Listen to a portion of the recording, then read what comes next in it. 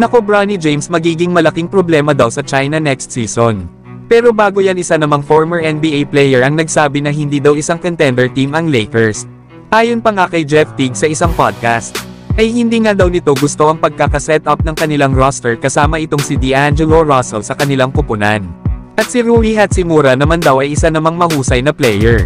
Kaya gusto daw ito ni Jeff Teague sa Lakers, pero ang hindi niya lang daw gusto dito ay ang maging focal point ito at maging starter. Mas gusto daw ito ni Jeff Teague na sa bench ilagay si Rui at gumawa ito dito ng score. Ang kailangan daw kasi ng Los Angeles Lakers ay mga solid pang role players, na siguro daw ay mga veterano pa or ano pa man.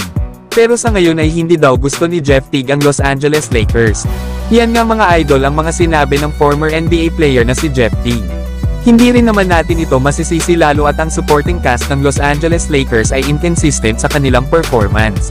Isa pa ay itong si D'Lo na inilagay ng Lakers sa kanilang bench dahil sa mababa nitong mga numero na nagagawa ngayong season. Nagkaroon lang kasi ang nasabing point guard ng pinakamababa sa kanyang career point na total na 40% shooting sa field at 30% naman sa 3-point area. Kaya tama lang ang ginawa ni JJ Redick na ilagay sa bench si D'Lo, lalo at ang backcourt ng Lakers na sila D'Lo at Austin Reeves ay mahina pagdating sa depensa. Na dito ay nasa rank 23 lang naman ang Lakers overall pagdating sa team defensive efficiency. Na panigurado na magpapatuloy pa rin si JJ Redick sa paggamit kay Cam Reddish sa starting 5. Na mas lumakas nga ang kanilang depensa simula nang ilagay nila si Reddish bilang starter.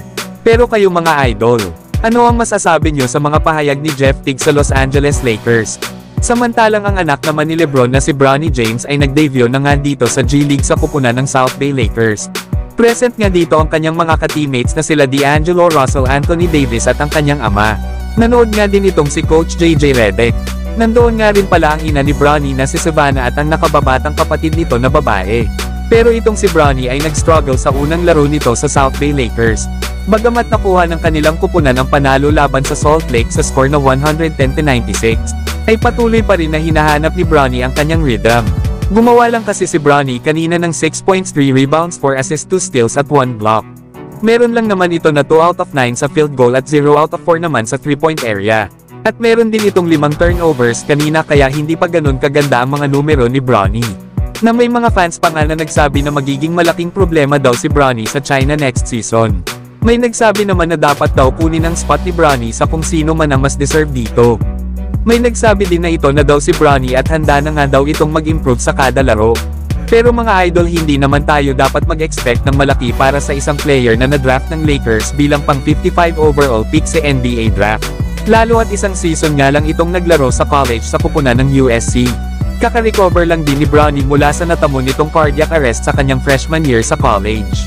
Aminin man natin at hindi ay mataas lang naman ang expectation ng mga tao kay Bronny dahil sa anak ito ni LeBron. Pero yung number 1 at number 2 overall pick ngayong taon ay hindi man lang napapansin ang kanilang pag-e-struggle sa kanilang rookie season.